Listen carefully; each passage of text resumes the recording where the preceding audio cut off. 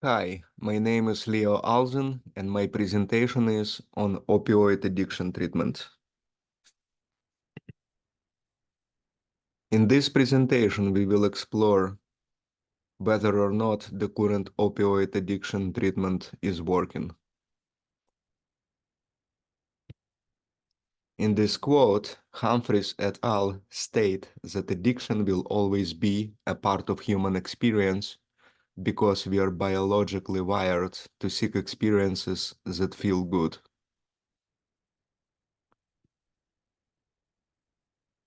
This graph from National Institute on Drug Abuse show the steady rise in opioid-related deaths from under 20,000 before 2010 to over 80,000 in 2021.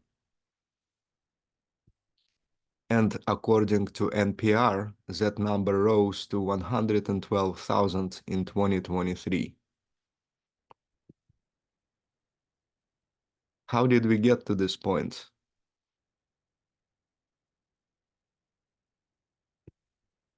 Humphreys et al. Identified three waves of the current opioid epidemic. Approval of OxyContin in 1995 can be considered as a starting point.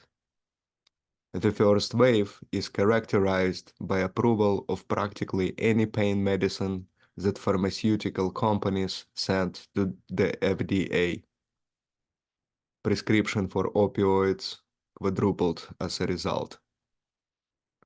During the second wave, the heroin markets expanded to accommodate the growing number of people struggling with opioid abuse. Overdose rates increased. Note that between 2002 and 2011, about 80% of new heroin addicts started out as prescription opioid users. Third wave is still ongoing. Heroin markets became saturated with cheaper but more deadly synthetic opioids such as fentanyl. Overdose rates increased even more. Here we see that increase in opioid-related deaths over the years. Current rate is a seven-fold increase since the start of the opioid epidemic and a two-fold increase since the start of the third wave in 2014.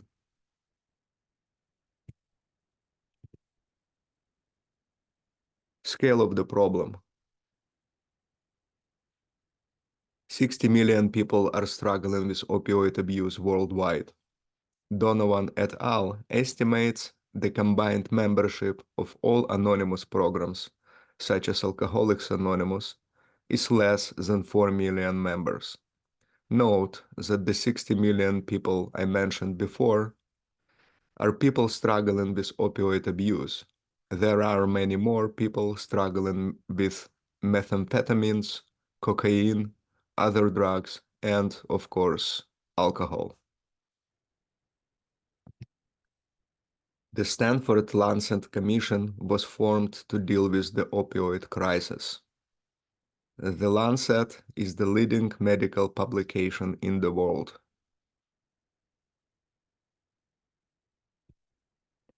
The commission included about 20 specialists in many areas of science and was led by Dr. Keith Humphreys. The commission published two reports that were the main source for this presentation. Both reports are available online free of charge.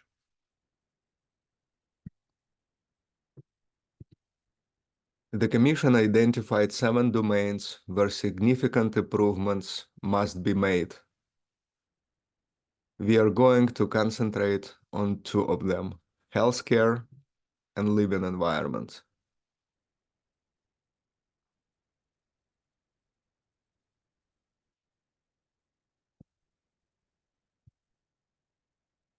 In regards to the healthcare system, the Commission identified these problems.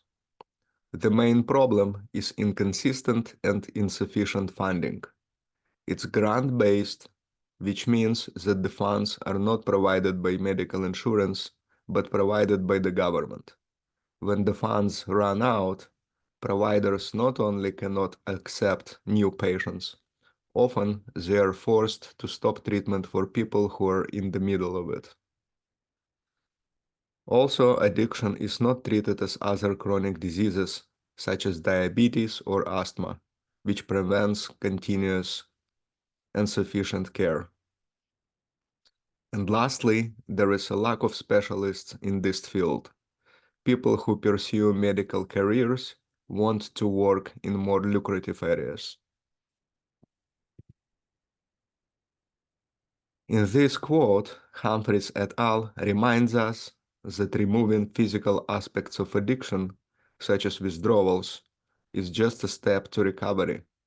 There is also the need to fix family situations, fix relationships, become a productive member of society, and reintegrate into communities.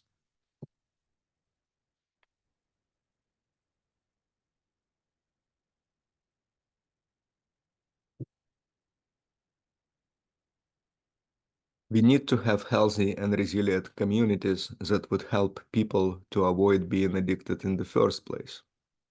As of now, there are too many negative aspects in our communities, such as violence and illegal drugs, and too few positive aspects, such as economic education and career opportunities. The situation is made worse by the fact that epidemic lasts over 25 years now, and we have a whole generation that was raised by people struggling with addiction. The results: the Commission estimates that leaving the epidemic as it is will result in 650,000 additional deaths in the next 5 years. Even if all recommendations are implemented, this number will drop by only 30%. The major contributor to achieving this reduction is expansion of naloxone by 30%. Naloxone is the drug that is administered to reverse overdose. And lastly, the epidemic must run out its course and fade out. From this evidence, we can conclude that the current opioid addiction treatment doesn't work. Hopefully, we will be better prepared for future crises, but for now, we need to treat people who are struggling with addiction on a case-by-case basis, because each case is an opportunity to save a life.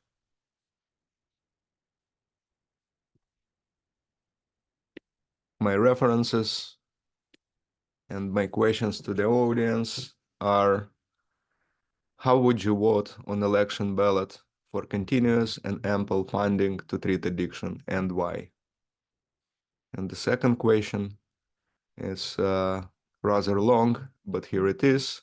In AA, NA, and other anonymous programs, the use of pharmacological therapies such as methadone maintenance is frowned upon because it is believed to slow down or even prevent mental and spiritual growth. In your view, should pharmacological therapies be used, A, only during starting point of recovery, let's say first 6 months, B, okay to be used indefinitely, C, not used at all, and D, I have a different opinion. And if you do, please share. Submit your answers in the comments section below, and thank you for watching.